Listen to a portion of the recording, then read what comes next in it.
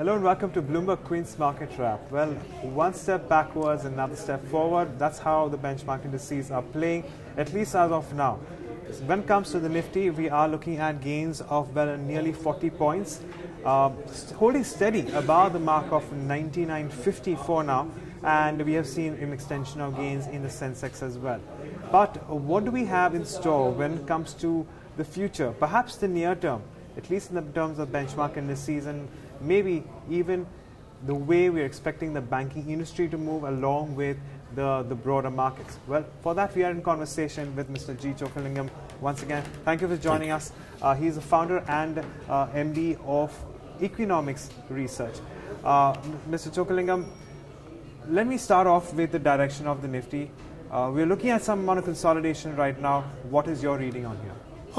My firm conviction is that till end of October, we would have a lot of volatility with the downward bias. Okay. There are 3 to 4 reasons which give me a lot of concern in the short term. Sure. We have already seen the GDP number being 3-year low, right, and industrial sector is growing at around 1.2%, historically low level. I don't see major improvement in the industrial economy in the next 3 to 4 months. So even the September results may not be great. We already seen June quarterly results quite bad, corporate results. Yes. Now, the other areas of concern, still the banking credit is yet to pick up. It is growing at less than 6%. Right. And, if you look at the new issuance, that is also giving some concern. You have 5 insurance companies planning to mobilize, 12 government banks planning to mobilize money through primary market. Then you have government strategic sale and divestment. Right. That's about 400 billion rupees is pending. And apart from these 3, you have a lot of IPOs and QIPs. These total up to 2 trillion rupees, which have to be mobilized from the primary market in the next 7 months. Right. So, that, and also you have the international tension. Of course, yes. So all these factors will lead to significant amount of volatility with the downward bias till October. Okay. So probably beyond that only we can hope for some significant stable rise in the market. Okay, so Mr. Chokkalingam, let's assume that we do see a correction, a lot of volatility coming in, and by the October we find that the benchmark indices are somewhere lower. Would you use that as an opportunity if you were a long-term investor to buy into the markets at that point in time? Certainly. I mean, a lot of our analysts know, like me, we always have the tendency to, sell long-term whenever we face problem. But this time I feel it is different. Right. Having said that, the second time in a row monsoon is good. We might even get a record level of food grain production. And, you have already seen a lot of initiatives from the government that gives you a lot of courage. Then you have, stability at the center. Right. And apart from that, the government this fiscal year has taken a bold move to spur the public expenditures. Last year, they gave a lot of importance to fiscal deficit. Right. We have already seen for the first 4 months, the revenue deficit target of full year already breached. And the overall expenditures have gone up by 28%. Capital expenditures have gone up by 33% year on year. Right. So all this give a lot of confidence on the long term. So therefore, not only buying in October, even now, if there are downward bias in the market and gives good opportunity, I would certainly keep buying good quality stocks, without losing the valuation comfort. I think in the long term the opportunities are plenty. Absolutely, in the long term opportunities are plenty. But before I move and carry this conversation on, I want to take us through some of the key gainers and losers as far as today's day of trade is concerned on the Nifty. So we have seen Coal India, which is up 3% as you can see here, and that's followed by Tech Mahindra. It's also up 2.6%. Ultratech Cement, Ambuja Cement and ACC are the other 3 counters leading gains as far as today's day of trade is concerned. Weakness on the other hand persists in Bharti Airtel, Sun Pharma and Bharti Infratel, along with Bosch. In fact, Bharti Infratel and Bharti Airtel specifically are the ones which have bear down on the indices to a certain extent. But that said, Mr. Chokkalingam, again, you have been talking a lot about consolidation in the banking sector. Your view here in general and how you see the outlook for this? Yeah. I continue to believe that there will be further consolidation in the old private sector banks. Right. Most of these banks are 8 decades to 1 century old. Right. In the last 20 years, we have already seen some amount of consolidation. We have seen, banks like Bank of Madura, Bank of Rajasthan, Vaishya Bank, Lord Krishna Bank, all these banks were taken over. In the past, the kind of valuation if they got, if you see, it is anywhere from 2 times to 4 times price to adjusted book value. And I believe that now the time has come for the consolidation to play out once again, because the industry credit is growing at less than 6%.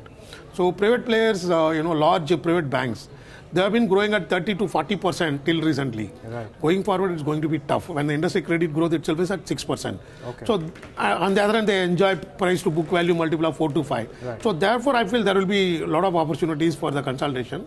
So that's why we have been very bullish on Karnataka Bank, which is the cheapest bank among 27 listed bank.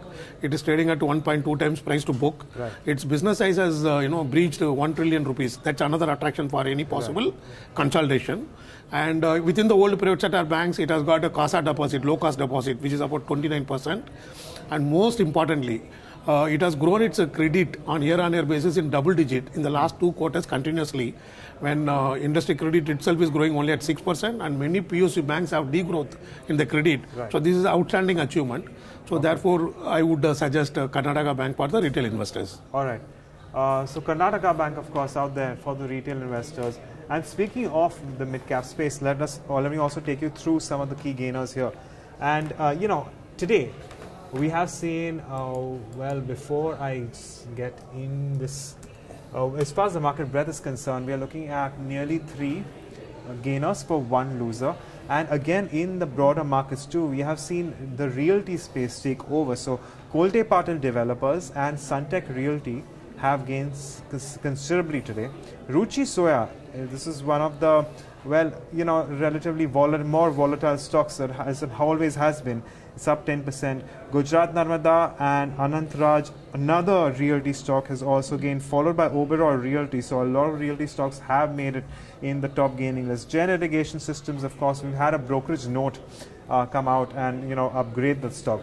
On the losing end, as you can see, there really isn't too much momentum on the losing side. Aegis Logistics and Religare Enterprises continues to remain weak, with Century Plyboards, Idea Cellular and Unitech along with Kitex Garments showing some amount of weakness. So really not much to speak for. I think it is the mid-cap realty space, at least in the broader markets, which is leading the gains.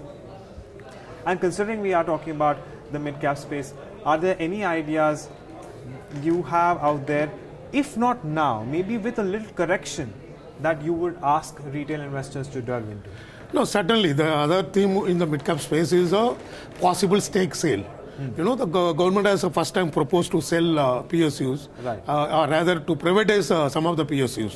We have already seen the initiatives on Dredging Corporation and BEML, and the stocks have already run up a lot. So other stocks which are yet to join, like for instance, a Balmalari company. This is one stock, if there is any small correction also one can buy, because the holding company of Balmalari company, namely Balmalari Investments, it has already given an undertaking to the regulator to divest a stake in this Balmalari company and wind up the holding company. And it is a 150-year-old company, has got a rich real estate assets. So in my view, if this is put out for privatization, it can be even a multi-bagger. So this is one stock. Second, in the large cap space, one can look at ONGC. It's around 2 to 3 year low, and surprisingly, the price is less than the consolidated book value. Strong balance sheet. The investments are over 300 billion rupees, and cash of another 150 billion rupees. And this is enough to acquire HPCL, which in my view will give a lot of stability in terms of profit growth and earning growth, because it has got a solid marketing business, which is a very stable business. So therefore, I would suggest to look at ONGC seriously, for these retail investors. Okay. So there are 3 stocks mainly today that we are keeping an eye on. One is, of course, Karnataka Bank, Bombay Lorry and ONGC in the large cap space. And with that, Mr. Chokalangam, we'll have thank you. It was a pleasure speaking with you. And as for you guys, it is a wrap for now, but we will keep bringing you lots more. Stay tuned in a Bloomberg Wink, and stay tuned, and we'll keep bringing you more.